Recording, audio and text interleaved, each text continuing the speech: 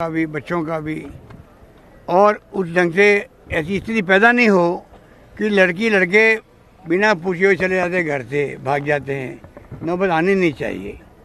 और परिवार के जनों को भी चाहिए कि बच्चों के ख्याल रखिए, उनके दिलों के अंदर क्या है, दिमाग में क्या है।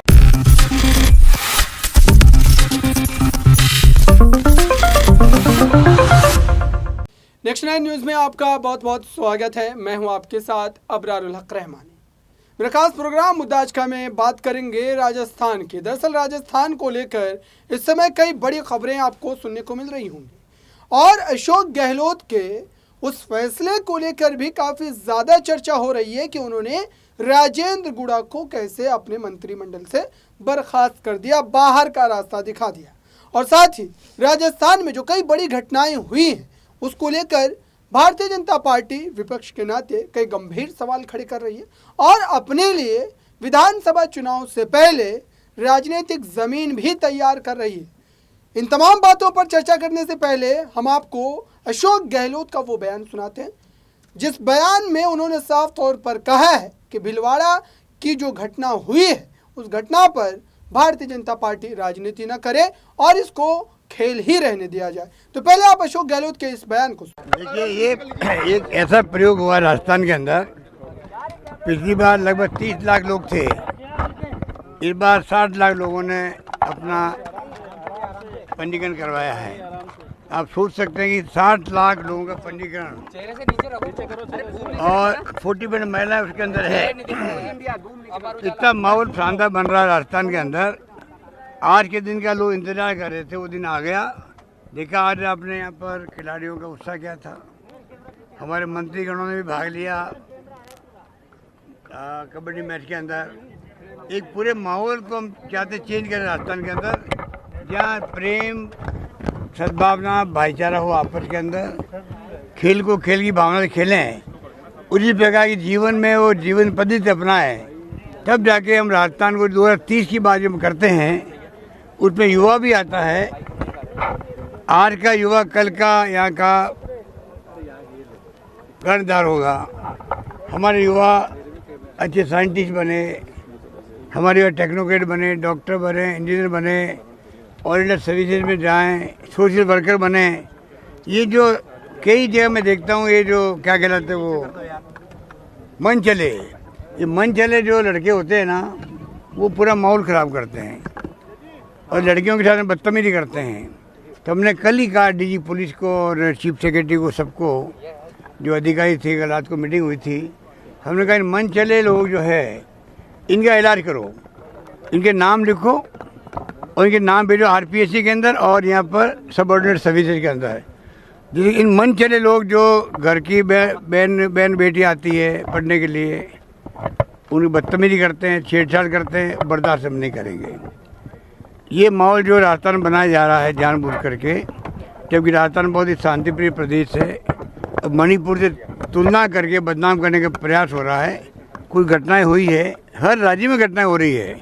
इनको मध्य प्रदेश की घटना नहीं दिखती है, जहाँ बीजेपी का एमएलए, पूर्व एमएलए का बेटा उसमें शामिल है। जोधपुर में 2-3 लड़के थे, एबीवीपी के लड़के थे, उन्होंने उस बच्ची का रेप कर दिया, गैंग रेप कर दिया, उसको इनकी जिक्र नहीं करेंगे। और बजरंग सेना बनी हुई है अलवर के अंदर, उसके कार्यकर्ता ने रेप किया, उसकी चर्चा नहीं करेंगे। तो मैं कहना चाहूँगा, ये जो रेप हो रहा है, ये अत्याचार हो रहा है, इसमें हम सब मिलके समाज को शिक्षित करें, उनको मोटिवेट करें, परिवार में ध्यान रखें बच्चों का भी, और उस ढंग से ऐसी स्थिति पैदा नहीं हो कि लड़की लड़के बिना पूछे हुए चले जाते हैं, घर से भाग जाते हैं। नौबत आनी नहीं चाहिए। और परिवार के जनों को भी चाहिए कि बच्चों के ख्याल रखिए, उनके दिलों के अंदर क्या है, दिमाग में क्या है। कई बच्चे आत्महत्या कर लेते हैं, कई बच्चे एक दूसरे को मार देते हैं। आप देख लो क्या क्या घटना हो रही है। ये तभी रुक सकता है जब माँ बापों का दिल बड़ा हो। अगर किसी ने मान लीजिए किसी के लव अफेयर हैं, तो माँ बापों को चाहिए कि समझाइश करे, उनको छूट दे, शादी करने की छूट दे। अपना प्रतिशत का प्रश्न बना करके जब वो बैठते हैं, बच्चे फिर आप देखिए गुस्से के अंदर बाहर निकल जाते हैं। जैसे ब्यावर की घटना थी, लड़का लड़की दोनों माइनर है, दोनों चले गए, जोधपुर और जा रहे थे अजमेर अहमदाबाद जा रहे थे, रास्ते में घटना हो गई। ये घटना अधिकांश इस कारण होती है जिससे कि हम लोग उन बातों को स्टडी कर रहे हैं। हम चाहेंगे कि हम तमाम मीडिया वालों के सहयोग से भी हम चाहेंगे इन घटनाओं का किस प्रकार से जो राजस्थान पुलिस ने काम करती है, जिस प्रकार 2-2 घंटे में 4 घंटे में अरेस्ट करती है मुलजिमों को, ये कोई कम बात नहीं है। कल भीलवाड़ा की घटना थी, 4-5 मुलजिम को रात को गिरफ्तार कर लिया, तो पुलिस और क्या करेगी? यही तो करेगी। एक्शन करने में हिंदुस्तान भर के राज्यों में हम सबसे आगे हैं एक्शन करने के अंदर। घटनाएं कौन सा राज्य है देश के अंदर जहाँ घटना नहीं होती है? फिर भी क्योंकि मणिपुर को डाइल्यूट करना केस को, जहाँ इन्होंने भारी ब्लंडर किया प्रधानमंत्री जी ने खुद ने और अमित शाह जी ने, एक बार जाके आगे फॉर्मेलिटी करके आज वहाँ 80 दिन 85 दिन हो गए हैं, मणिपुर जल रहा है। रेप की घटनाएं मुख्यमंत्री मानता 100 से अधिक हो गई होगी, 3-4 हज़ार FIR दर्ज हो गई वहाँ पर। 2 समुदाय जो उसी स्टेट के हैं आपस में दुश्मनी पाले हुए हैं, उनके पास हथियार आ गए हैं, या तो लूट लिए हैं या पुलिस ने दे दिए हैं। AK-47 भी उसके अंदर शामिल है। उस राज्य से अब कंपेयर करो राजस्थान को, छत्तीसगढ़ को, ये पूरी तरह राजनीति है, इसको हम अस्वीकार करते हैं। चाहे प्रधानमंत्री जी बोले चाहे कोई बोलो, हम चाहेंगे राजस्थान में हम लोग ध्यान रखेंगे और जो मिशीवियस लोग हैं उनको बख्शा नहीं जाएगा। और मैंने कड़े निर्देश दिए पुलिस को भी, ये मन चले टाइप लोग हैं या जो गैंग बनाए हुए लोग हैं, जो जिस प्रकार किडनैप कर लेते हैं, किसी कीमत में बर्दाश्त मत करो लोगों को। दूसरा, हमारे यहाँ चालान पे बहुत टाइम पे होता है। हमारी कोशिश है कि भीलवाड़ा की जो घटना हुई है उसमें चालान जल्दी पे हो। तो आपने सुना। अब इस बात पर चर्चा करते हैं कि राजस्थान की सियासत में क्या नया फेरबदल होने वाला है, और मेरे साथ मौजूद है मानसी। क्या इस वक्त ये माना जाए कि सचिन पायलट और अशोक गहलोत के बीच का जो राजनीतिक तलखी हम लगातार देख रहे हैं उसमें कमी आ सकती है, और क्या इसको लेकर कांग्रेस पार्टी हाईकमान कोई फैसला लेने जा रहा है? देखिए, कांग्रेस पार्टी के जो आलाकमान है वो काफ़ी समय से ये कोशिश कर रहे हैं कि इस पर फैसला ले लिया जाए, लेकिन एक कंफ्यूजन की स्थिति लगातार कांग्रेस आलाकमान में बनी हुई है। अगर अशोक गहलोत को खोते हैं तो एक एक्सपीरियंस नेता को खो बैठेंगे, एक तजुर्बेदार नेता को खो बैठेंगे, और वहीं दूसरी तरफ जो है सचिन पायलट एक युवा नेता के तौर पर उभरे हुए हैं। युवा नेता के तौर पर उन्होंने भारत जोड़ो यात्रा में जो जिम्मेदारियां निभाई हैं उसको लेकर के राहुल गांधी उनसे काफ़ी खुश हैं, सोनिया गांधी भी काफ़ी खुश हैं, तो दूसरी तरफ सचिन पायलट को भी वो खोना नहीं चाहते हैं। तो साफ तौर पर कांग्रेस पार्टी में लगातार कंफ्यूजन की स्थिति बनी हुई है। अशोक गहलोत अपनी कुर्सी छोड़ना नहीं चाहते हैं और सचिन पायलट ने ठान ली है कि वो मुख्यमंत्री बन के ही दम लेंगे। ऐसे में लगातार जो असमंजस की स्थिति है वो राजस्थान में देखने को मिल रही है। इस साल के अंत में विधानसभा चुनाव होने हैं, ऐसे में लगातार सचिन पायलट जो है वो बड़े दावे करते हुए नजर आ रहे हैं, अपनी ही सरकार के खिलाफ मोर्चा खोलते हैं।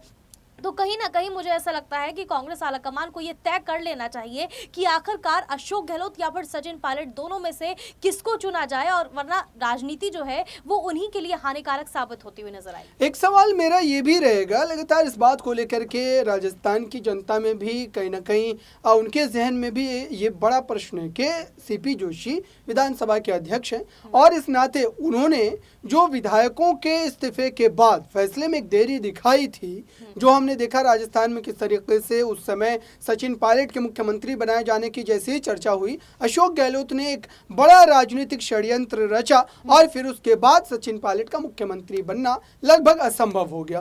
तो उस समय CP जोशी पूरे ढंग से अशोक गहलोत के पक्ष में नजर आ रहे थे, उनके फेवर में नजर आ रहे थे, लेकिन क्या अब ये माना जाए कि उनके भी सोच में बदलाव आ सकता है, और क्या अब जो है विधानसभा चुनाव से पहले उनके ही द्वारा लिए गए फैसले पर सचिन पायलट मुख्यमंत्री बनाया जा सकता है? ये सवाल मैं इसलिए भी पूछ रहा हूं क्योंकि कई विधायक ऐसे हैं जो उस समय आप कह सकते हैं कि अशोक गहलोत के साथ नजर आ रहे थे, लेकिन अब कहीं ना कहीं वो बदल रहे हैं और सचिन पायलट खेमे की तरफ लगातार उनके जो कदम जो इस वक्त बढ़ते नजर आ रहे हैं। देखिए, राजस्थान कांग्रेस में कई ऐसे नेता हैं जो लगातार इन दोनों के बीच में जो इन दोनों नेताओं के बीच में जो तनातनी देखने को मिल रही है उससे नाराज चल रहे हैं। वो चाहते हैं कहीं ना कहीं कि इसका समाधान जल्द से जल्द निकाल लिया जाए, और यही वजह है कि अशोक गहलोत गहलोत ने जो जिद अपनी ठानी हुई है, उनका साफ तौर पर ये कहना है कि मैं मुख्यमंत्री की कुर्सी नहीं छोड़ूंगा, चाहे वो कांग्रेस आलाकमान में से कोई भी उनके ऊपर ये बात कहता हुआ नजर आए। लेकिन साफ तौर पर विधायक जो हैं वो खुद भी ये नहीं चाहते हैं कि इन दोनों के बीच में जो तनातनी है